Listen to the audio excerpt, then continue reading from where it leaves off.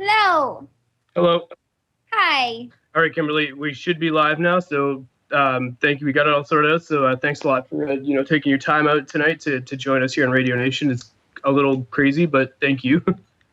You're welcome. I'm just in the studio in between writing, so it's perfect.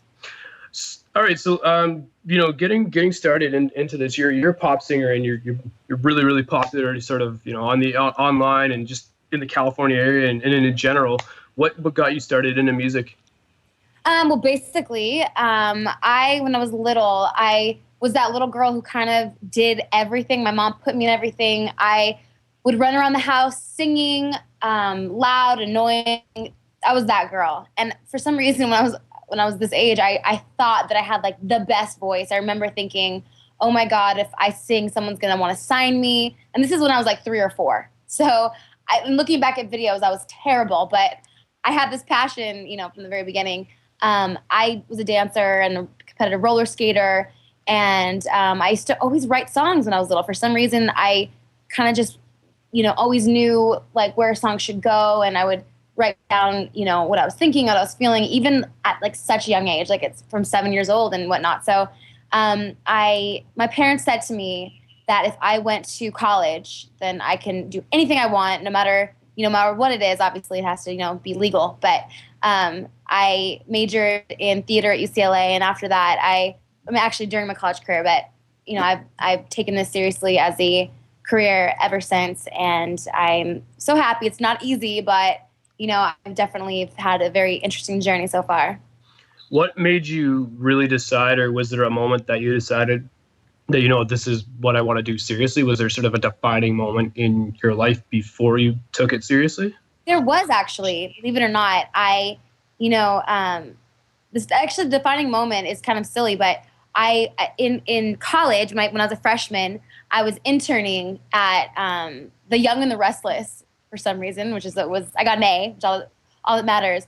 But there was a guy who worked in the music department of CBS, and he was just like, you know what, my cousin, she works for DreamWorks Records, and they're looking for this girl to be in this band. I think you're the girl. And I was like, oh my gosh. I think at the time he hadn't even heard me sing, but it turned out to be this amazing opportunity. I went over to DreamWorks and I was involved with them for about a month. And there was this woman named Molly Kay who worked in publishing at the time. And long story short, I didn't get this particular gig, but I almost did. And ever since then, it kind of gave me the courage to be like, okay, this is what I'm going to do. And literally since that moment, I haven't stopped. Every day it's been, training and learning and growing and so many things. So I guess that would definitely be my defining moment that allowed me to say, this is exactly what I'm going to do for my career.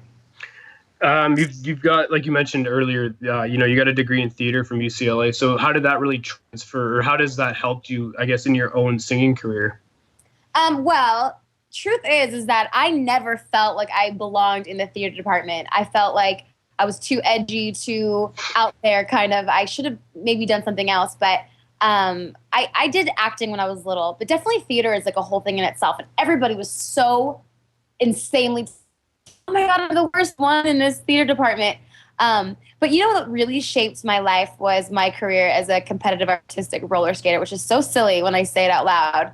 But I would say that is really what defined me because it's the same thing as ice skating, but on roller skates. And it's a type of sport that you have to rely only on yourself, and it's only you out on the floor, and you're responsible for, if you're prepared for that 3.5 minute program that, tells basically it's a whole year of work, into this one program. And I felt like what I loved about it the most was being, performing and being in front of everyone and telling a story that way. And being a theater major, it really, I saw how you take something from beginning, middle to end. And I definitely think that my training in those two, graduated from college was I barely graduated. So it was such a great thing that I did, and skating and taking it all. It just really taught me how hard you have to work for something, to be honest. Now, you've opened for really big names, and it's pretty impressive. I'm not gonna lie. You've opened for Katy Perry and LMFAO, and like I could probably sit here and name off 4 or 5 more. What is that feeling like? Well, first of all, to work and perform with like artists that you love, it's unbelievable. I love it. Katy Perry, she's incredible.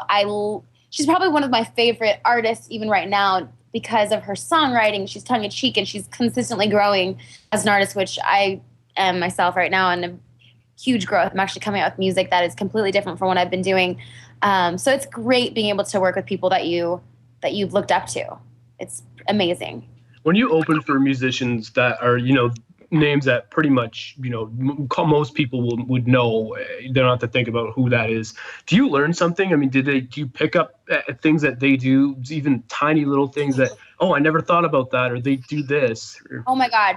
You're yeah, absolutely. I'm like, okay, well, they do this. Okay, cool. Well, it's not silly that I do this too. And, I think we all kind of do that to make sure we're not the crazy one, but I totally do that. Pay attention, watch, learn, see how they interact with people. I mean, I love when I perform, and I get off stage, my favorite thing to do is, talk to people and make people happy. And it's so silly when I say it, but I do, watch and learn and see how other artists are who already are successful, and, try to pick up on the little things. And it's really important to do that, I think.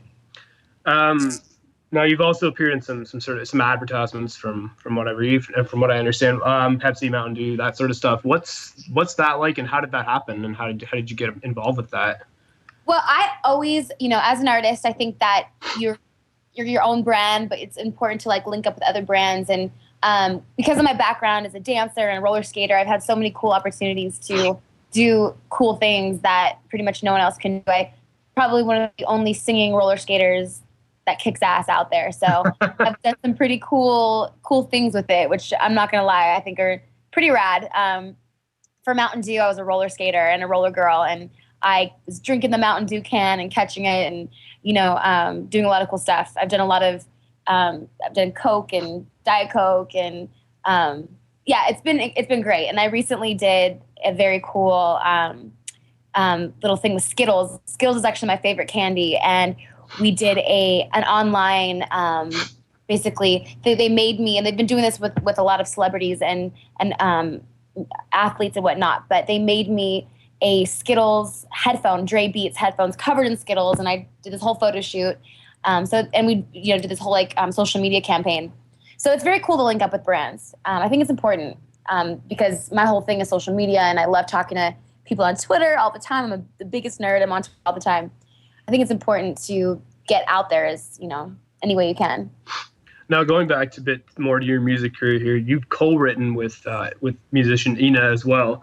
What was that like? And I guess, what did you take away from co-writing with her?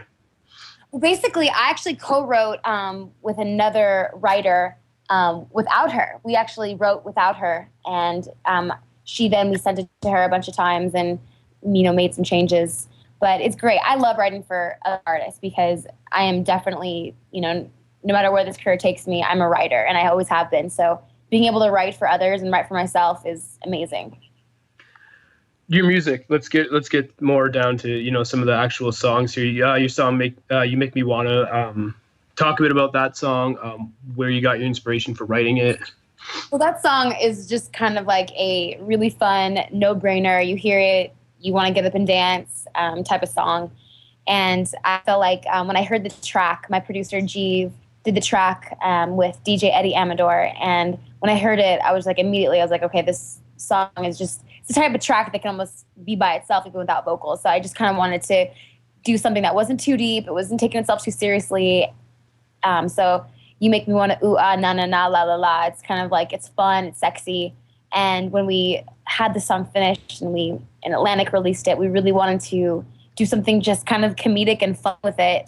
And that's where the character Keith Apicary came into play with us. We collaborated with him, which turned out to be so much fun. So that track is just, it's pure fun, pure sugar, pure sex. It's just a fun track. Let's talk a bit about your album, Bad Girls, which, came out in 2010. Yeah. Let's talk a bit about it. What were your inspirations for it? Bad Girls Club. I apologize if I got that wrong. That's okay. Yeah. Basically, I had a song called Smack You, which was this really interesting, the way that song came to be. It's actually about smacking bitches, which is really violent, but my personality in real life is super sweet and super kind. I would never do that in a million years, except I did hit a girl with a shovel in preschool. That's as close as I ever came to a fight. But this chick totally made me cry one night. You know, we have those times where people like say things they won't get to you, and it caught me off guard, and I cried, and I called my mom. And the next day, I had this writing session with one of my favorite writers, Philip Lawrence, who is in the Smeezing Tins with Bruno Mars. And I was telling him, like, okay, let me tell you about this girl. She said this, she said that. And I was telling him the story. And it turned out to be the song Smack You, which the chorus is, it's totally fun. And, you know, I would never do what the music, you know, what the lyrics say in real life. So when the Bad Girls Club, the show, when the music supervisor heard that song, it was just like the perfect fit for that show on Oxygen, which is a pure guilty pleasure show. So that song debuted on the Bad Girls Club for like a minute and a half. They cut together a scene, almost like a music video of all the girls like hitting each other, and it was fabulous. So after that, we got such a great response from that show that we ended up coming together and doing a co-branded release. And so Oxygen released the Bad Girls Club, which is basically 10 songs full of just bad girl anthems. So every song has something to do with being a badass girl. Now, you grew up in Orange County, California. You know, it's pretty much a big time music hub, and probably a great place to be for, you know, an up and coming musician. What are some of the challenges about being a musician from Orange County? Well, that's a good question, actually.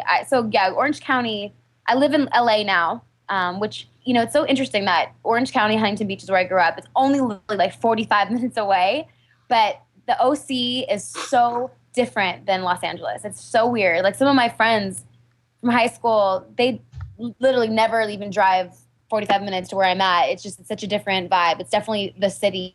So, you know, I grew up as a surfer. My dad's a surfer, and I grew up kind of in this laid back type of vibe. But when I went to UCLA, I lived here, and I think that being in LA and being in California, you know, music, everybody's good. I mean, everybody's hustling. Everyone's doing their thing. You cannot, you know, I notice when I do shows here and I play shows, I got to like step it up, like, you know, because you're not that impressed. You know, people expect you to be good, and if you're not, then that's terrible. So I think that it's actually made me better and more on my game, because you know, everybody's doing their thing. You know, I feel like New York, LA, I lived in New York for a while as well. I feel like for me, it kind of makes me feel like you just have to up your game.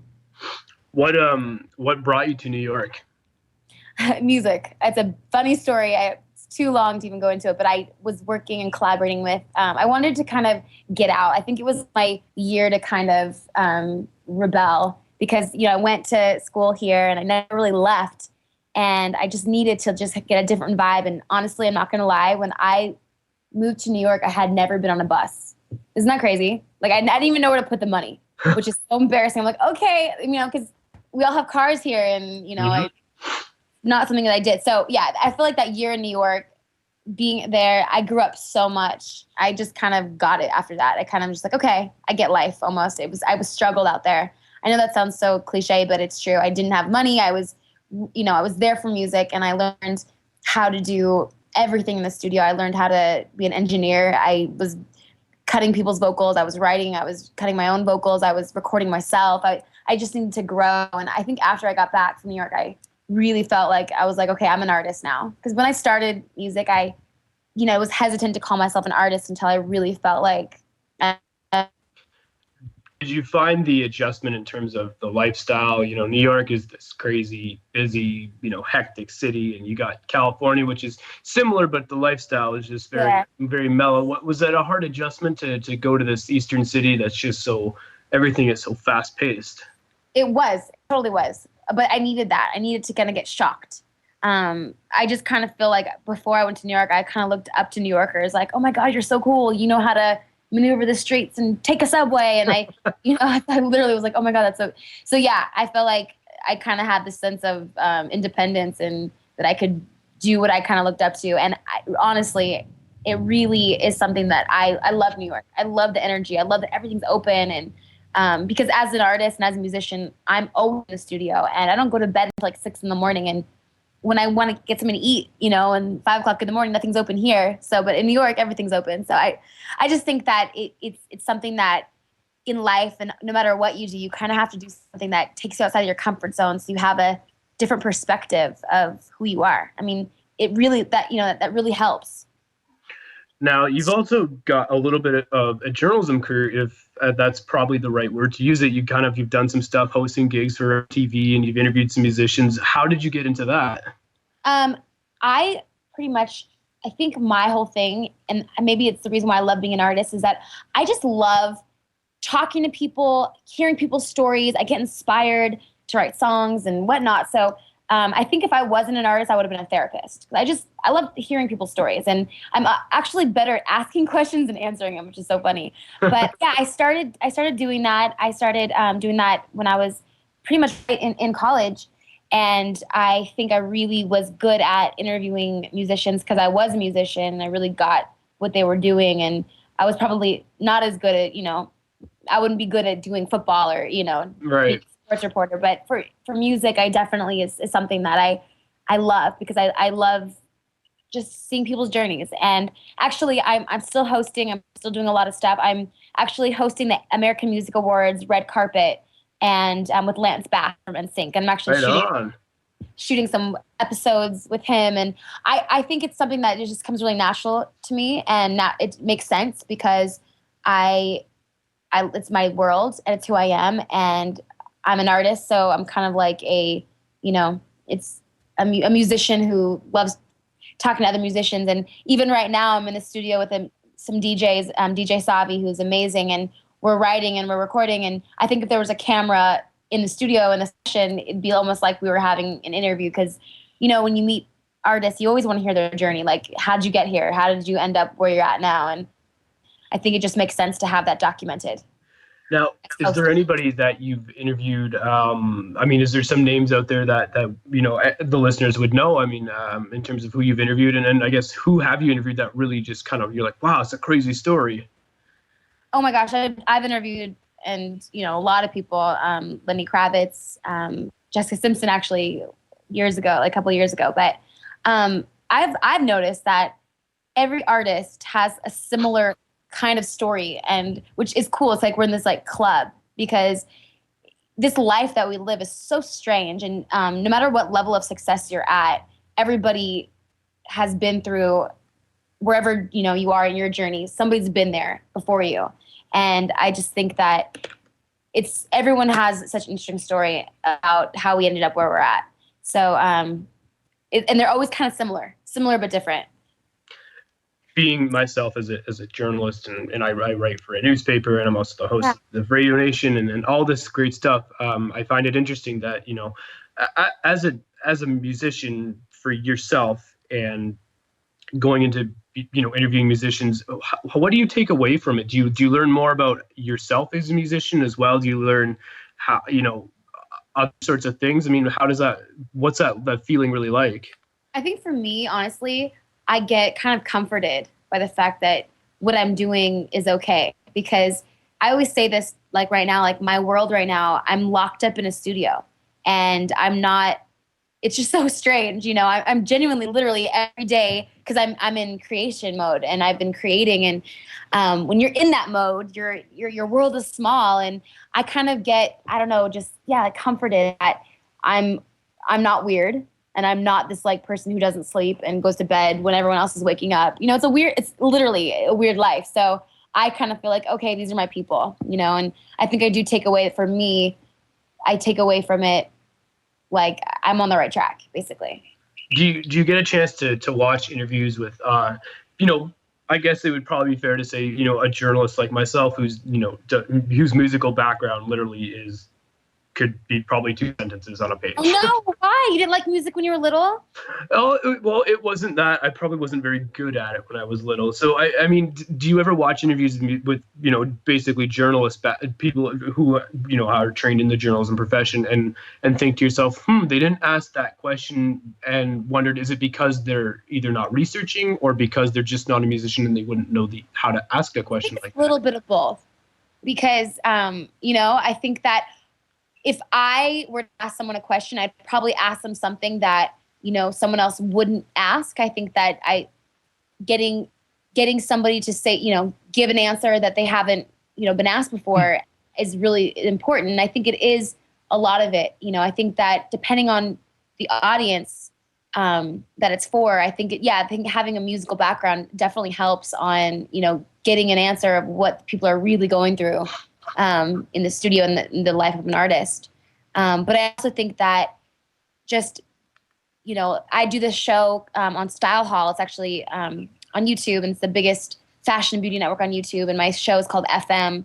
And my first episode was with Kat Graham from the Vampire Diaries. Right on. And she's the dopest artist, and she's a songwriter, and I've known her for a while, and she's so great. What I think I kind of have this thing where I get people to act silly and like nerds, because I always tell people that I'm a badass bitch on stage, but I'm just the biggest nerd on the planet, and I'm silly. And I think that my thing is I get people to act silly, not because I'm trying to, just because I'm so silly. And so Kat we were laughing and being silly, and I also had did an episode with Iggy Azalea, who is an amazing rapper, and we were like these two silly like girls and having fun. And I definitely think that the main thing is just getting something out of somebody that nobody else has seen would be something that is my goal. And I do watch, you know, interviews, and I think every interview is great, because when you're a fan of somebody, you just want to hear them talk.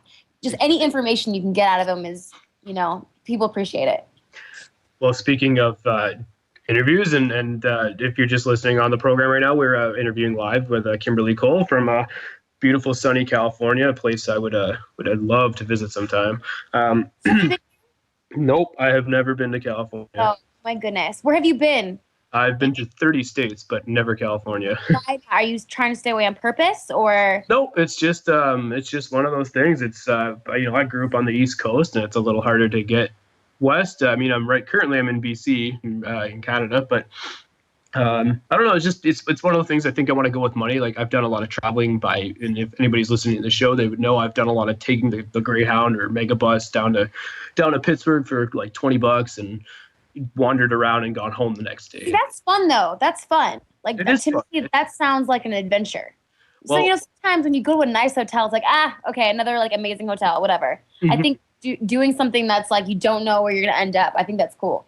Well, I once took, and this was just actually earlier this year, I took a 7-day bus trip from Washington, D.C. to North Carolina to Florida to New Orleans to Dallas and then back to Toronto.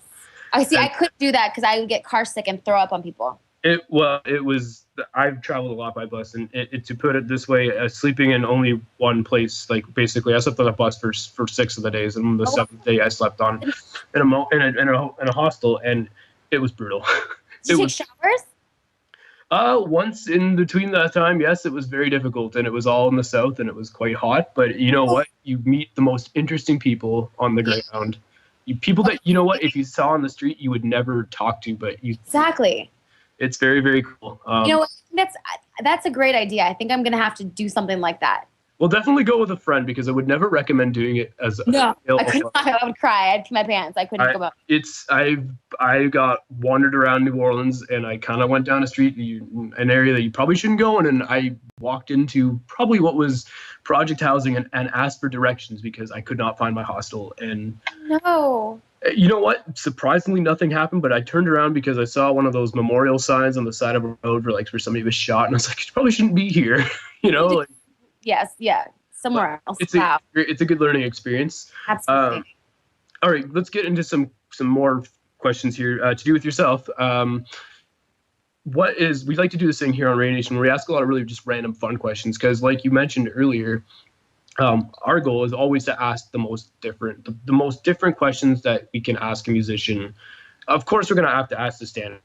We're going to do that, but we also like to have a lot of fun, and so we ask these questions called the speed round, and I'm going to ask you about. It's kind of like 21 questions, but we're not on a date. We're just having fun. Got it. So, first question is, what is your favorite type of food?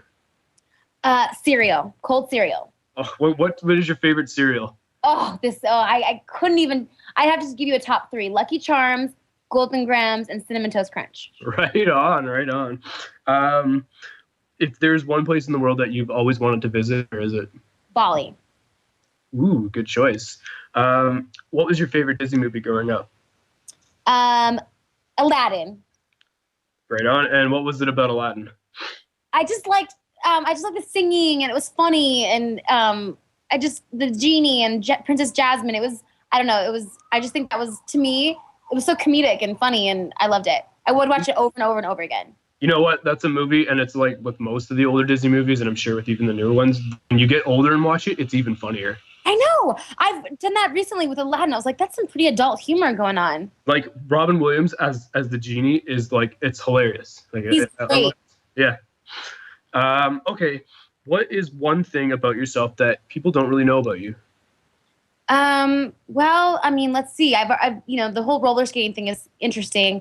I'm an extroverted introvert, I would say, is something that I All right. don't know about me, because I'm so bubbly and I have so much energy, but then I get in these modes where I literally don't want to see anybody, talk to anybody. I just have to be in my own head and write and work myself out and whatever I'm going through. So, an extroverted introvert. What is one childhood memory that really stands out to you? And it can be something music related, and or it doesn't have to be. Okay, this is totally silly, but when I think back of my childhood, I think about waking up at 4 a.m, and this is literally one of my happiest memories. My mom was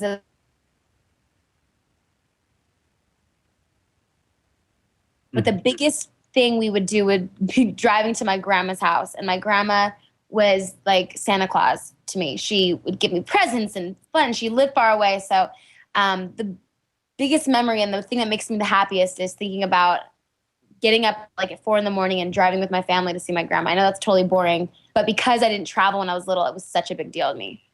Now, where have you traveled that really stood out to you as a place that, wow, this is really cool, but you didn't really expect it to be that interesting going into your trip? Yeah, definitely. I've well traveled now as an artist. I've been, actually this past year, I was pretty much gone every weekend performing. Been to Germany and France, and I went to Japan actually for 3 weeks on a tour called the Leatherneck Tour, where I was performing for the Marines.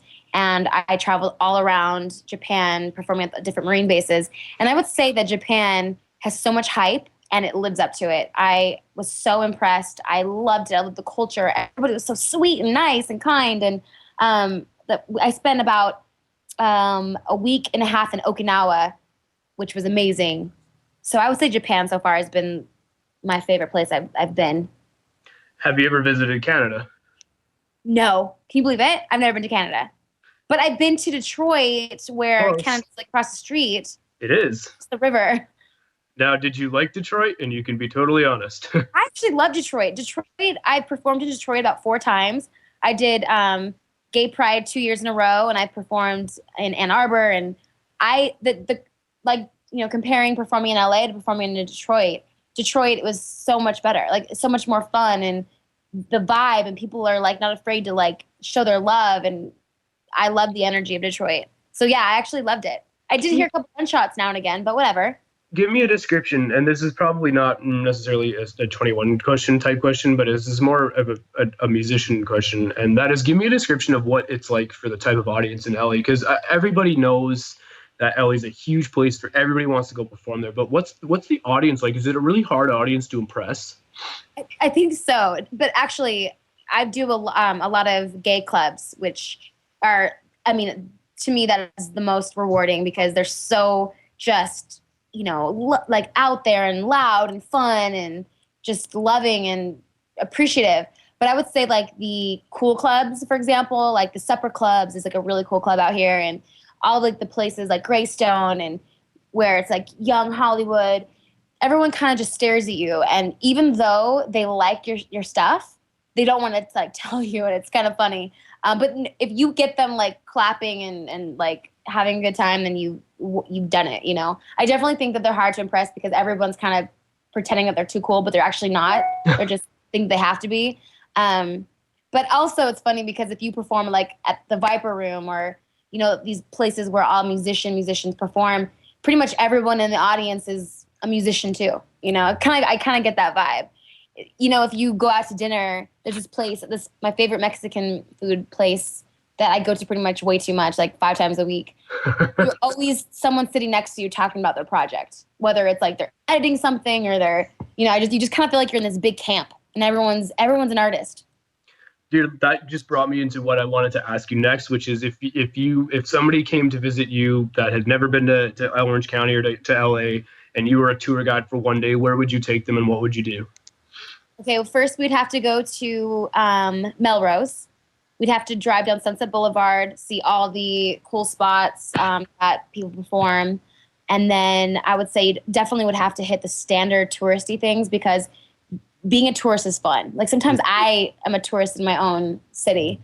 I actually live right in walking distance to Universal Studios and actually just bought a pass to Universal Studios so I can like record a song and then go up and ride a ride real quick and come back down. But that's awesome. Definitely we would do Disneyland and Knott's Berry Farm. We'd do all the silly stuff. And then we'd definitely hit some of the clubs, get a little nightlife going on. There's so much to do in this part of like in this, you can go surfing and then the next day you can go, skiing or snowboarding, or you could actually go snowboarding in the morning and surfing, in the same day. It's very cool that there's so much around you that you can do. There's so much culture and different cultures. What is one thing about, and this is probably so cliche because it's in that ad, but what is a giant misconception about LA? I feel like they kind of live up to the conceptions. I don't know. I definitely feel like it's definitely, I mean, it's true. No one walks, I can't say that, all the things that people think about LA are actually kind of true. But in a good way, if that makes sense. I think that you can make anything. Like I know people like in New York say that LA is too lazy or they feel like it's too, chill and they can't get work done here. But I feel like that's not true. Wherever you're at, you can make whatever it is that you want, make happen. It's definitely always hot. Like today, what's the weather like where you're at? Well, it's probably 60 degrees Fahrenheit here in where I am right now, and in our Toronto studio, it's probably about 60 degrees, between 50 and 60. Today it was like 95. It was 100 degrees today, October 2nd. So definitely the weather. I mean, I think LA is great. I think every city, no matter what, you can find something fabulous, and I think that everything kind of always lives up to the what people say about it. Now, are you a big baseball fan? Not really. Is that bad? But my good friend is for the Angels. He's the pitcher for the Angels. What's his name? CJ Wilson. Very cool. Do you get to go to a lot of games then? No, I don't have time to do anything. This is another kind of thing about my life is that I actually don't have a life. I need to work on it. I'm always in the studio. It's like the biggest thing that I need to do with myself. Going to the movies is like, oh my gosh, I'm a human. This is cool. Now, have you ever performed a national anthem at a sporting event? I haven't done that yet. Would you like to one day? I would love to. Maybe you should try at the Angels game. It'd be pretty cool. Yeah, it's funny because the music that I'm doing now is so introspective and so different than my song Smack You and people, what people know me by. But I think I definitely think I could do that now, Where is I guess one place that you've traveled to a lot other than, maybe Japan, but one place you've really traveled to a lot that just kind of like, oh, this is my second home? I would say New York. What is it about New York that really, really stood out to you? I just feel like the energy is amazing and there is a feeling like you can just be so productive.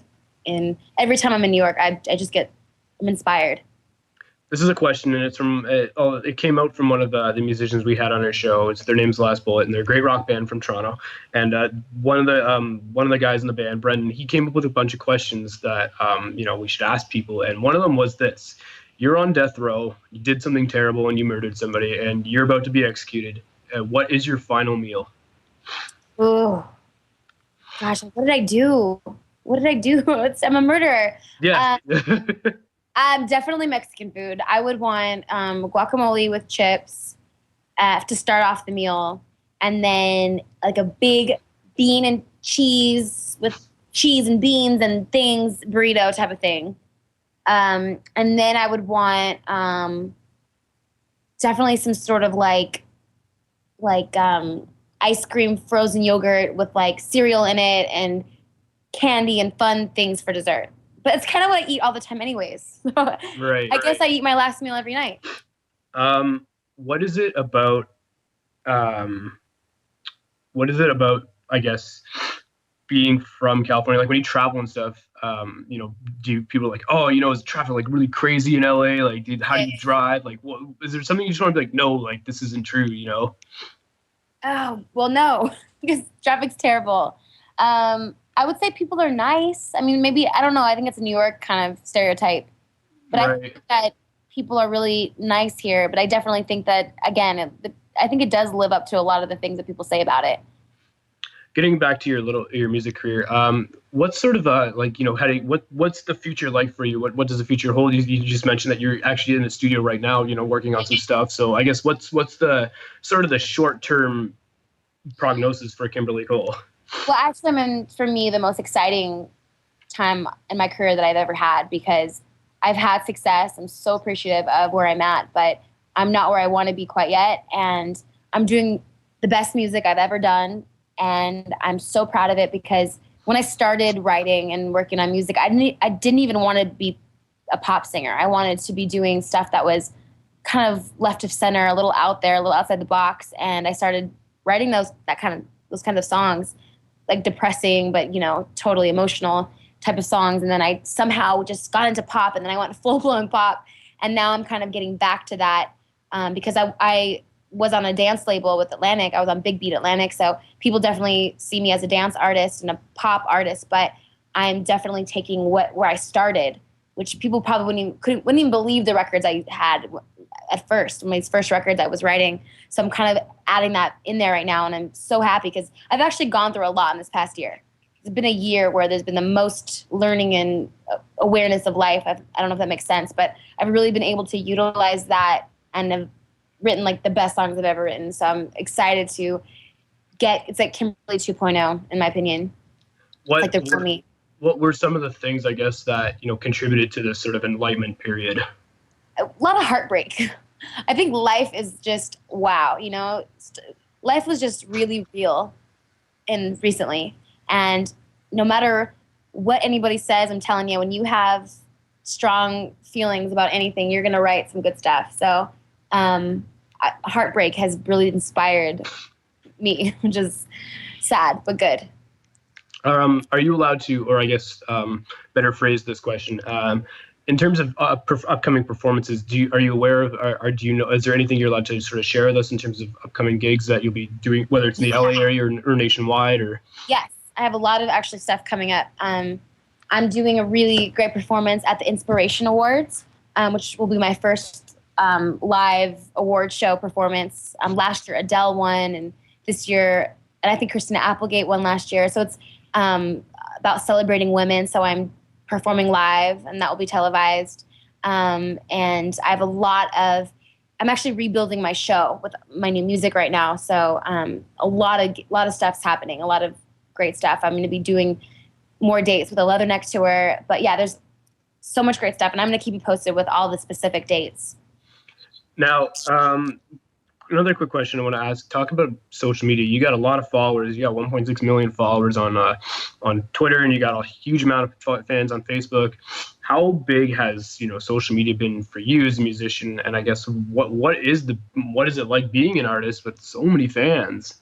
Well, I love it because, again, I just love being able to wake up and be like, good morning. And then, like, everyone's telling me good morning. And I'm looking at, I follow my fans. And they don't even feel like fans to me. They literally feel like friends to me. I mean, that little icon of their avatar, it's like, I'm like, oh, there's this guy person. And I'm checking in and we'll see how they're doing. And I know it's totally silly, but for me, social media has been everything. I take it seriously because I know I'm genuinely interested in other people's lives. And I love that people are on this journey with me, and it's played such a huge part in everything that I've done so far. So I take it completely seriously. I feel like I'm an internet artist.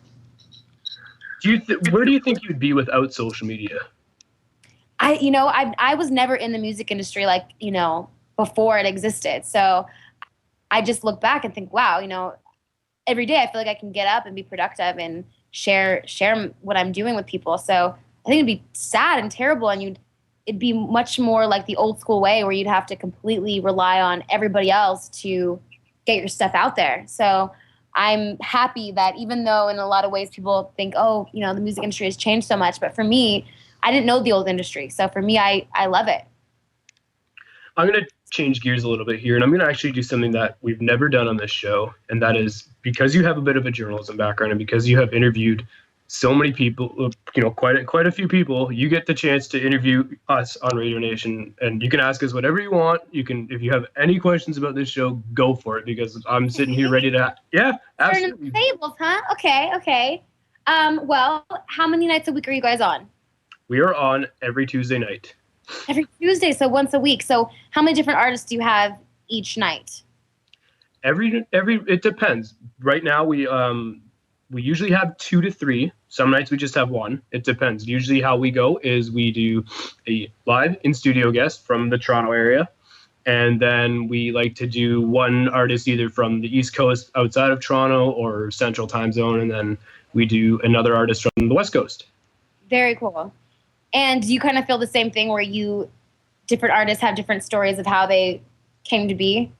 Absolutely. I feel that every musician that I've ever interviewed, whether it's been for this radio show or for the North Shore News and North Van, it's been very, very cool. I think they're the most interesting people to interview. And I think, you know, I've heard a lot of journalists say, you know, musicians are their own breed of cat. And right, they are. They're the hardest to they can be the hardest to interview next to politicians and cops. But you know what? They're the most fun because they have the most interesting stories. And as a journalist, I feel that journalists can relate too, because it's a career path that so many people, you know, want to do. And with social media, it's exploded, and it's a hard living to make. And you gotta really define yourself, just like a musician has to define their craft. You have to really, really, really, really want it. What I think is a really cool thing to say about both of those fields is that a lot of times, like back in the day, I've heard that, you know, rappers or people who aren't even good, they assume that they can make $1 million quick type of thing. And it's not like that anymore. I mean, it's so saturated. It's so, everybody wants to be an artist. So you really, really have to want it. And you really, really have to, like, you know, define yourself, be a little bit different, and actually have the guts to be yourself. Because I feel like when I start being my real self, that's when people start being like, okay, I like this girl, because I know that I get excited when someone tells me that they're a nerd and they do this and they do these crazy things. I'm like, okay, cool. So I feel like it's really interesting that you can't make $1 million in a heartbeat. You know, it's really hard. So if you're doing well and, you know, you're surviving and whatever it is that you want to do, it's because you really want it. There you go. Word. Anything else you want to ask? Oh, this is great. I'm so excited for you. And it was great talking to you. I wanted to ask you something else, which is about interviewing. Is there one musician you've always wanted to interview? Michael Jackson, but obviously I mean, I've loved him from day one. I mean, since I was born, I can't remember not being aware of him. So I'm still heartbroken by his death. And I would say, you know, he was just such an interesting, unique person that pretty much couldn't relate to hardly anybody. And I find his life and story so beautiful and so sad. Was he a giant influence for you just as a musician in general? Absolutely. I mean, even some of the stuff I'm doing right now is Michael Jackson influenced. And I'm a huge fan of Bruno Mars. And I feel like he's a mini Michael in a lot of ways. So he's just shaped the careers of so many people. And it has influenced so many, I mean, everybody. I would say everyone, when you ask them what are their, you know, influences, he's always in there. He's just kind of like the foundation for our generation, I feel like. Going forward, where do you sort of see yourself in the next 2 to 3 years? I definitely see myself doing more of what I'm doing, but on a bigger level, and being able to touch more people and having more people, you know my music and either want to cry to it or dance to it or have sex to it. I know that sounds terrible. Thanks. Honest. Yes. Now, has there ever been a fan or a musician, or I guess more predominantly, I guess I should say a fan that you kind of came across on the internet or Twitter or whatever, that really just was like, you're like, wow, this is really cool. Like, I have fans, and this person's just like really inspired me.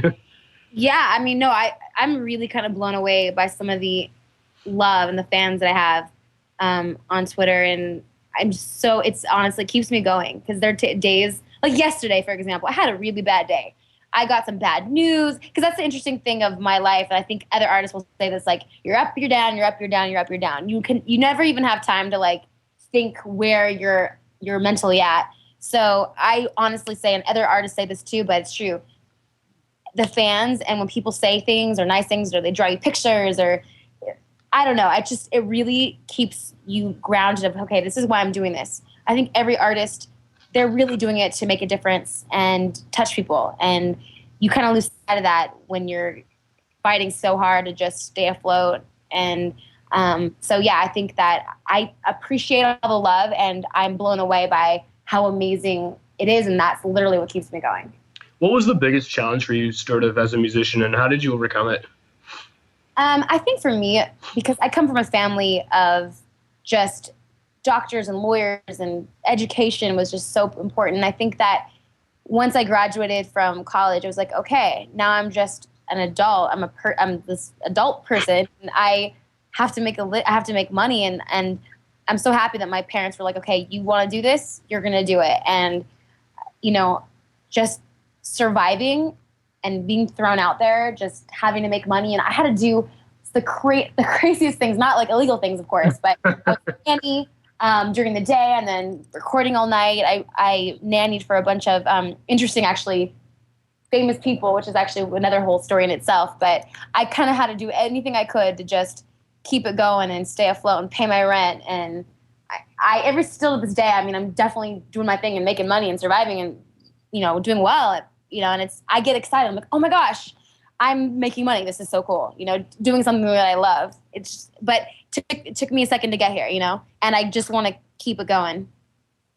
Well, I definitely know what it's like to certainly start off small and struggle, but it's very interesting. You have such a very, very all over the map career. It's really cool.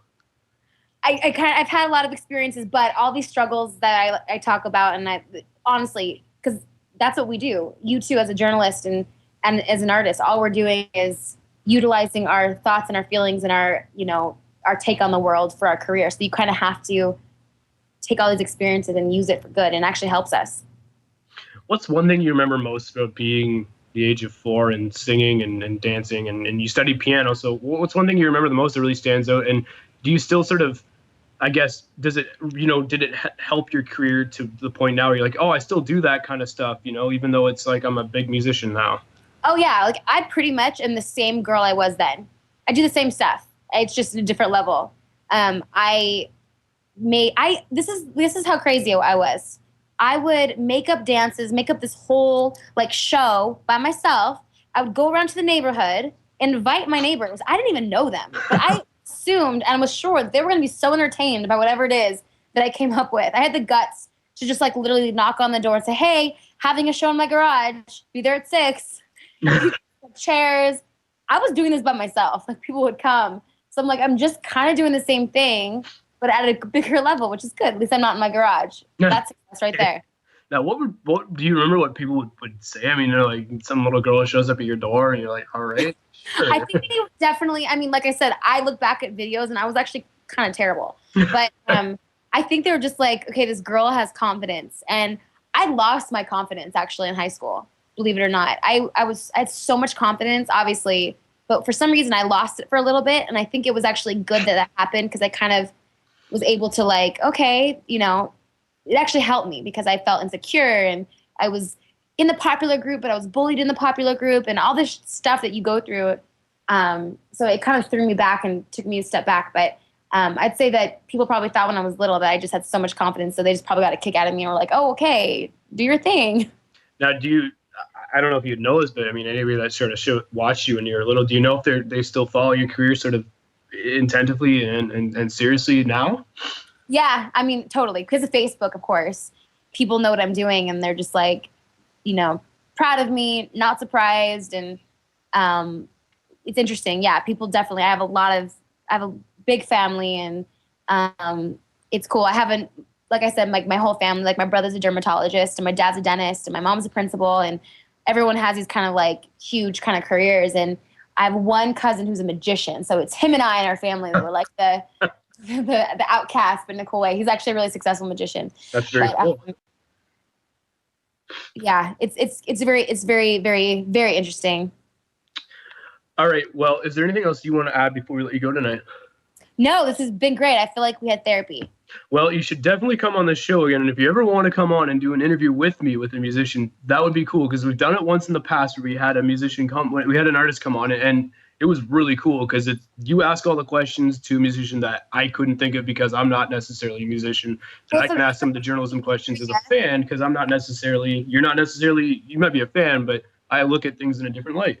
Yeah, I mean, I definitely, when I'm in the area, I'm going to totally stalk you and be like, what's up? It's me coming over. Well, the next time I'm in when I do ever get to California. Oh yeah, sure. Come over. I'll take you around. We'll do the whole everything you just said. Perfect. I'm looking forward to it because I would definitely like to see California someday. Dope. Well, it's a plan. Sounds good. All right. Well, hopefully you can come on Skype more often because I'm sadly on here every day for work. I know. I was like, I just made my account. Okay, I definitely will do that now. All right. Well, if not, Twitter. Dope. Okay, have a great night. It was so great to talk to you.